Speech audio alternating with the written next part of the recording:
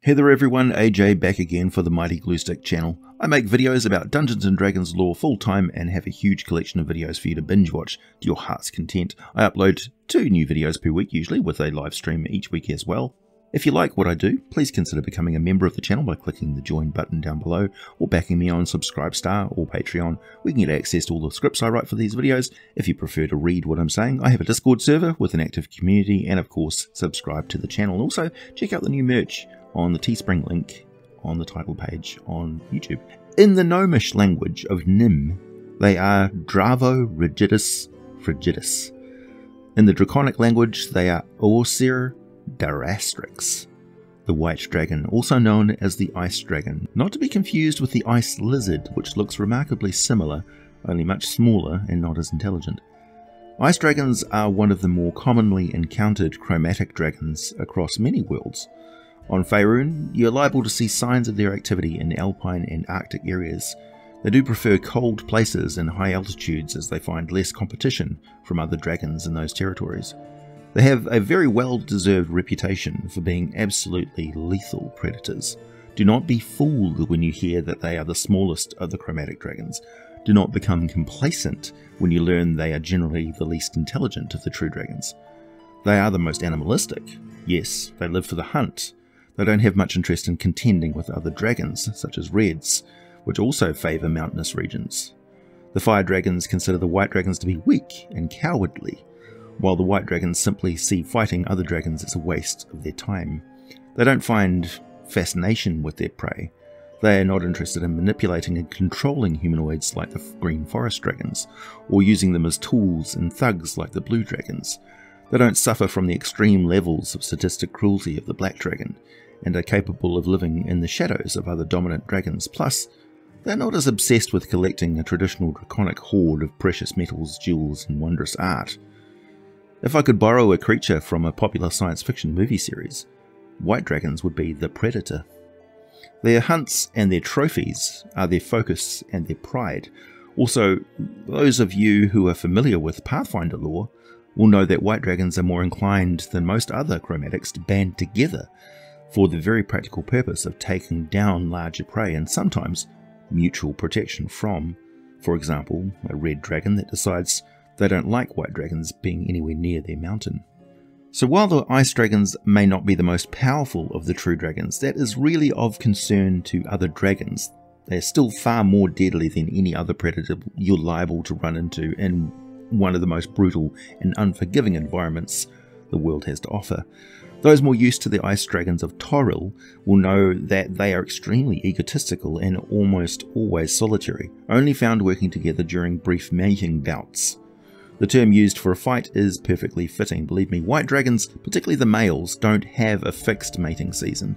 They mate for the enjoyment of it, which is tricky because the females quite enjoy forcing the male to fetch her a seriously dangerous tribute, such as the head of a mature remores or the egg of an arctic rock, both of which could easily end in the male dragon's death or serious injury. Otherwise, the male may refuse such manipulation and simply fight the female, which is fine by her.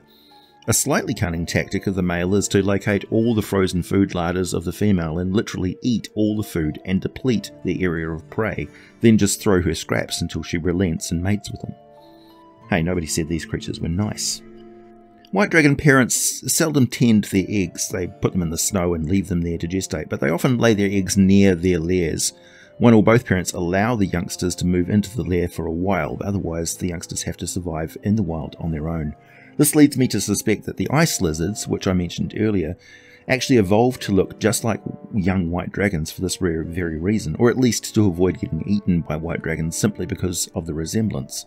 Anyway, the wormlings are expected to care for themselves, but they gain some measure of protection and education from having their parents nearby, plus a rich supply of frozen snacks in the lair or squirreled away around the territory.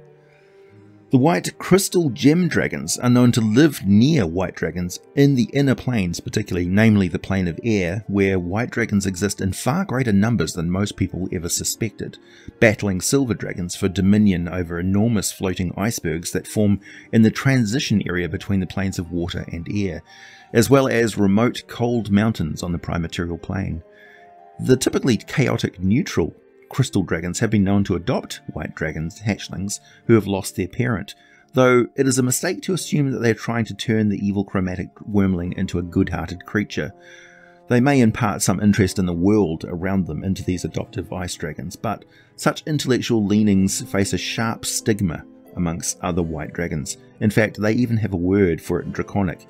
You may hear metallic dragons use the word Lairs as a form of endearment. It literally means big head. Among the chromatics, and particularly the white dragons, Lairs refers to those white dragons who desire more to life than the animalistic lifestyles of their kind, often trying to pursue academic or philosophical goals. These white dragons are highly unpopular with their kind. If a white dragon becomes apprentice to a brass, bronze or blue or even a green dragon as a sort of academic assistant, with the blue dragons training them up as spies, contacts and enforcers, while brass dragons try to enhance their creative and social skills, unfortunately other white dragons will kill a white dragon Lairs, or at the very least drive them out of their territory in disgust. Perfectly adapted to intensely cold climates, the ice dragon has a sleek but very muscular and powerful body, with a head and neck that blend seamlessly, scales which range from white through shades of grey to an ice blue colour. Their wings are often tucked into their body, with the edges of the wing appearing frayed. Plus their body has clusters of small horns on the spine, their lower limbs, under the neck that resemble icicles. Most ice dragons have a characteristic crest behind their skull, some don't.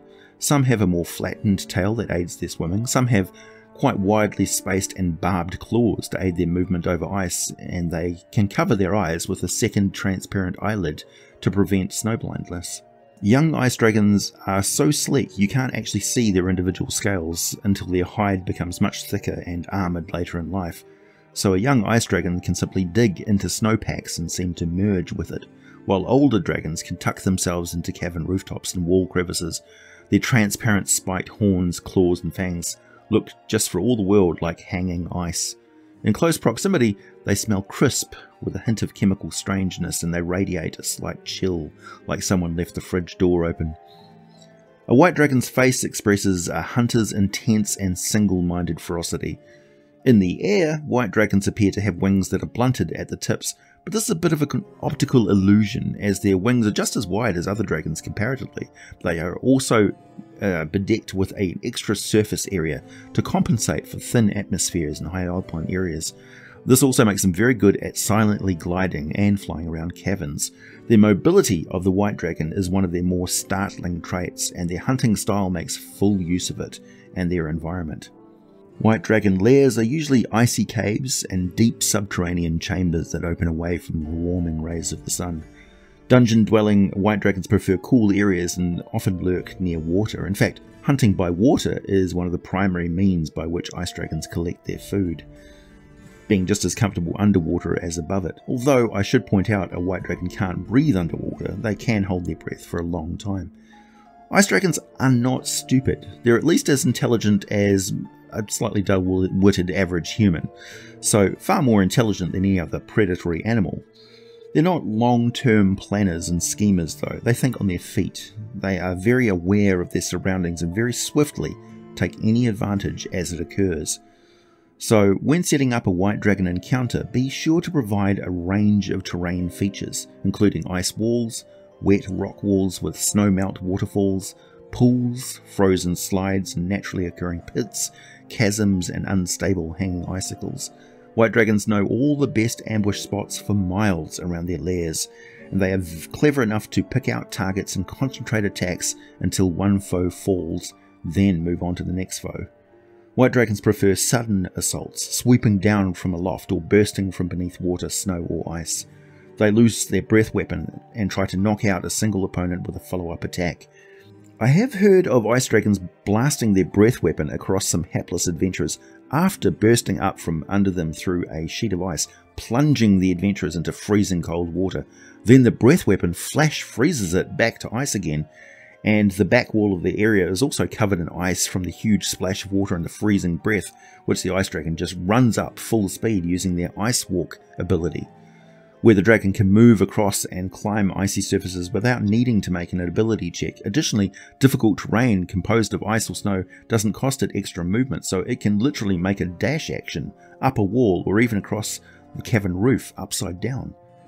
When a creature that big moves that fast, coming out of nowhere, performing some sort of impossible Spider-Man trick and vanishing out of range again, well, the whole party of adventurers is left in serious trouble, shoulder deep in water and now trapped by a layer of ice, their next turn completely dedicated to just getting free and hopefully not drowning and freezing to death. It's an intimidating way to meet a dragon, I can assure you. Combine that with an adult white dragon's frightful presence, where each creature of the dragon's choice that's within 120 feet of the dragon and aware of it must succeed on a DC 14 wisdom saving throw or become frightened for 1 minute. And remember, while the adventurers creep into this area, the dragon was swimming around underneath them, possibly cracking ice in strategic locations. So when the frightened characters try to move anywhere but closer to the dragon, they have disadvantage on skill and ability checks to detect areas of dangerous broken ice. Best of luck to them. They can repeat their saving throw at the end of their turns, of course, ending the effect on any subsequent dragon fare for the next 24 hours, but they could end up taking another ice bath in the meantime. White dragons make full use of their mobility and how dangerous a frozen environment can be. They will tail slam a bunch of large icicles which will fall onto the victims below. I just used the drop attack for a piercer for that one. +3 to hit, 1d6 piercing damage per 10 feet that the icicles fall, up to 6d6 piercing damage, and the icicles shatter on impact, creating a 5-foot space of difficult terrain. The dragon will certainly target any creatures that are moving through water with its breath weapon, and for that you can apply the usual breath weapon damage as per normal. It's a constitution based saving throw, not a dexterity one. It doesn't matter if the character has been frozen to the spot with the water turned to ice, but if they want a speed greater than 0, they'll have to make a DC 13 strength check to beat the AC 13 of ice and break free. It doesn't matter how old the dragon is, the DC of breaking free from ice should always be about DC 13, unless most of the body is encased in it, in which case just give them disadvantage. Pretty simple really. The cold breath of the ice dragon creates an icy blast in a 60-foot cone. Each creature in the area must make a DC 19 Constitution save for an adult white dragon, taking 12d8 cold damage on a failed save. This is brutal, or half as much damage on a successful saving throw. Sudden, catastrophic freezing is less effective on non-living objects, but things like trees can actually shatter as the water inside their sap freezes suddenly. The bite attack of the white dragon also imparts additional cold damage, and they are much more inclined to use their claws and tail during melee combat, along with the usual legendary attack actions they take throughout the round, and their legendary resistance 3 times per day. Keep in mind that white dragons are fast. They move at 40 feet per round normally, on land or in the water, and yes, they can dash even when they're swimming. Plus they can burrow through snow, ice, even loose rock at 30 feet per round, and have a fly speed of 80 feet per round. They are totally immune to cold, and have a huge passive perception of 21, plus 11 to active perception checks, so they're very, very wary. Plus 5 to stealth, and they have a blind sight to 60 feet, feeling vibrations all around them, and have dark vision out to 120 feet. Quite used to caverns and hunting in the dark depths under ice sheets for huge and scary Arctic marine life, like 20-foot long sturgeons, giant squid, octopus, or whatever the hell this thing is. An adult white dragon has an armor class of 18 and between 112 and 288 hit points. I would gauge that based on the age and general health of the dragon. 5th edition has this to say about white dragon lairs and the presence of these magical monsters in a region. White dragons lair in icy caves and deep subterranean chambers. They favour high mountain vales, accessible only by flying, caverns in cliff faces, and labyrinthine ice caves in glaciers. White dragons love vertical heights in their caverns, flying up to the ceiling to latch on like bats or slithering down icy crevasses. White dragons, well, almost all true dragons, must be adults in order to gain legendary status, at which point they have access to regional effects and lair actions. Wormlings and young dragons do not have access to the following. A legendary white dragon's innate magic deepens the cold in the area around its lair. Mountain caverns are fast frozen by the white dragon's presence. White dragon can often detect intruders by the way the keening wind in its lair changes tone as they move through it. The dragon rests on high ice shelves and cliffs in its lair, the floor around it a treacherous morass of broken ice and stone, hidden pits and slippery slopes. As foes struggle to move toward it, the dragon flies from its perch and destroys them with its freezing breath weapon. On initiative count 20, losing initiative ties, the adult or ancient dragon takes a lair action to cause one of the following effects, and the dragon can't use the same effect 2 rounds in a row. First, it could use a freezing fog that fills a 20-foot radius sphere centered on the point the dragon can see within 120 feet of it. The fog spreads around corners and the area is heavily obscured. Each creature in the fog, when it appears, must make a DC 10 Constitution saving throw, taking 3d6 cold damage on a failed save, or half as much damage on a successful one. That's cold fog, man. A creature that ends its turn in the fog takes 3d6 cold damage, so you can have this basically wafting cloud of death that could finish off somebody who's already freezing from cold water and getting pummeled by the dragon. A wind of at least 20 miles per hour disperses the fog, but that's a rare thing. The cold and the fog otherwise lasts until the dragon uses its lair action again or until the dragon dies.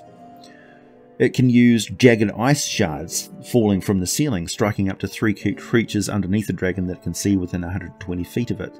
Dragon makes 1 ranged attack roll plus 7 to hit against each target. On a hit, the target takes 3d6 piercing damage. I like to think of this as it's essentially doing a baseball strike, hitting the icicles with its tail and slamming them in a spray of jagged shards.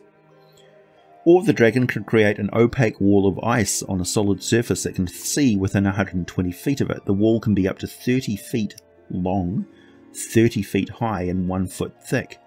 When the wall appears, each creature within its area is pushed 5 feet out of the wall's space, appearing on whatever side of the wall the dragon wants. Each 10-foot section of the wall has AC 5, 30 hit points, vulnerability to fire damage, obviously, and immunity to acid, cold, necrotic, poison, and psychic damage.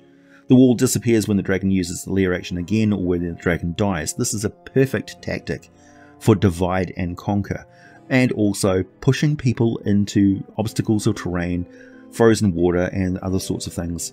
Basically, the dragon asserting its dominance of the environment. The region containing a legendary white dragon's lair is warped by the dragon's magic, which creates 1 or more of the following effects. Chilly fog lightly obscures the land within 6 miles of the dragon's lair. Freezing precipitation falls within 6 miles of the dragon's lair, sometimes forming blizzard conditions when the dragon is at rest. Icy walls block off areas of the dragon's lair. Each wall is 6 inches thick, and a 10-foot section has an armor class of 5 and 15 hit points, vulnerability to fire damage and immunity to acid, cold, necrotic, poison, and psychic damage. If the dragon wishes to move through a wall, it can do so without slowing down. The portion of the wall the dragon moves through is destroyed, however, it just basically blasts through. If the dragon dies, obviously the fog and precipitation fade away within the day, and the ice melts over the course of the next 1d10 days, as physics permits. Encounters with white dragons quite often take place outside of its lair though, and the experience of being hunted by one of these creatures, where the usual senses can play tricks on even the most wary adventurer, can be a harrowing one indeed. White dragons have no problem stalking after prey or swooping down on them out of the howling blizzard. They can ambush them by exploding out of a frozen river or pond, or be a snowbank that suddenly comes to life and rips them to shreds. The ice dragon can create effective frozen walls and blockages that cut off passages and escape routes as it moves up behind a party of adventurers, trapping them in a narrow rock passage.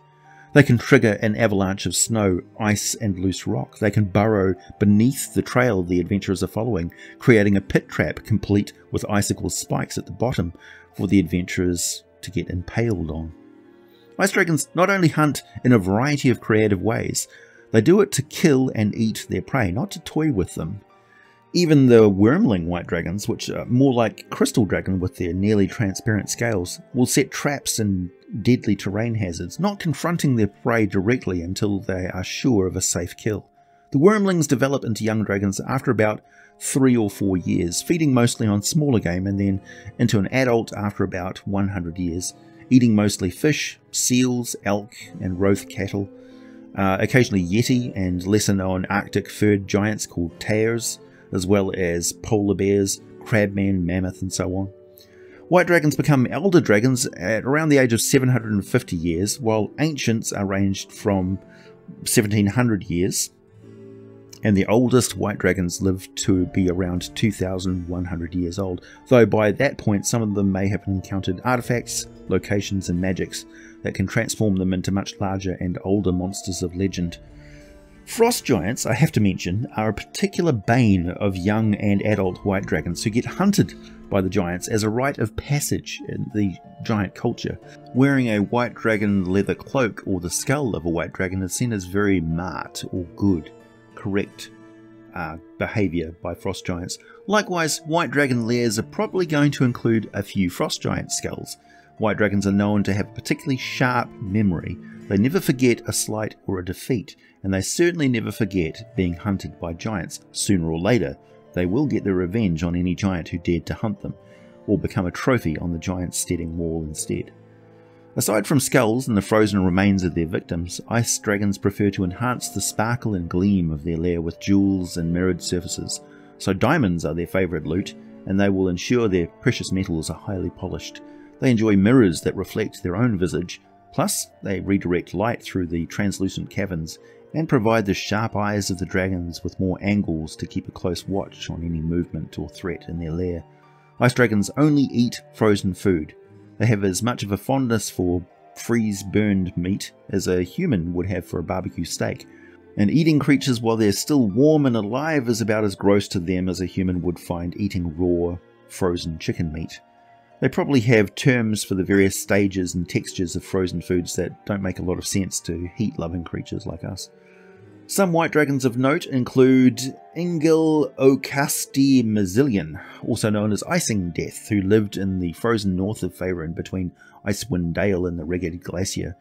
He was killed in battle with the Drow Ranger Dristuerden and the Ragged Barbarian named Wolfgar, after the two snuck into Icing Death's lair and murdered him with a dropped icicle knocked loose by Wolfgar's magical warhammer Aegis Fang. From the huge hoard, Drist acquired one of his famous magical scimitars that he named after the dragon. A Ralthator is a white dragon that lives on Oya Vigaton in the Sea of Moving Ice. Cryovane is a white dragon enslaved by the frost giants in their fortress built on an iceberg in the Sea of Moving Ice. Glazhael is a white dragon who has formed an alliance with the Cult of the Dragon and lives in the caves beneath the centre of Skyreach Castle in the Grey Peak Mountains. Gorlantatra was a white dragon ghost who fought for ownership of her home lair against the Cult of the Dragon, and Thalul, a beholder ghost, located in High Gap in the Savage Frontier. There are a number of undead white dragons, from simple whites to full-on dracoliches. The living white dragons are a bit fussy about living in frozen areas. The undead white dragons have no such concerns, and one can find them pretty much anywhere, so bear in mind that you can spring those on your players to shocking effect. Please hit the like button if you made it this far, subscribe if you like what I do, check out my Subscribestar or Patreon for links to all the full scripts for these videos, buy some of my sweet Teespring merchandise, wear your geek with pride, and as always, thanks for listening, and I'll be back with more for you very soon. For more information on adventuring in the frozen north of Faerun, check out the first print product I have been involved in on the DM's Guild, presenting Legends of Frozenfar, an Icewind Dale Player's Companion. 75 pages packed full of lore on the region, as well as 13 new lore faithful subclasses, information on the Verbeeg and Furbolg Giantkin, as well as player character Verbeeg as an option, plus a large section on runic invocations, lots of detailed information on foraging to really bring the region to life, plus special Arctic environment equipment fishing tables, Frozen Far Gazetta detailing the 10 towns of Icewind Dale with maps, including one drawn by me, as well as much lore as I could pack in there so you can play characters who feel right at home in the frozen frontier of Faerun with its ancient secrets, lively settlements and challenging environment. Pick it up from the DM's Guild from the 7th of September, only $14.99. A must-have for those planning to run the Rime of the Frost Maiden and anyone who wants to support my first foray into the DM's Guild, along with powerhouse writing talents Taryn Pounds, Ross Lesser and Benjamin Huffman. Also, holy crap, will you check out that cover art. You can get that as a poster print, by the way. Link for that down below.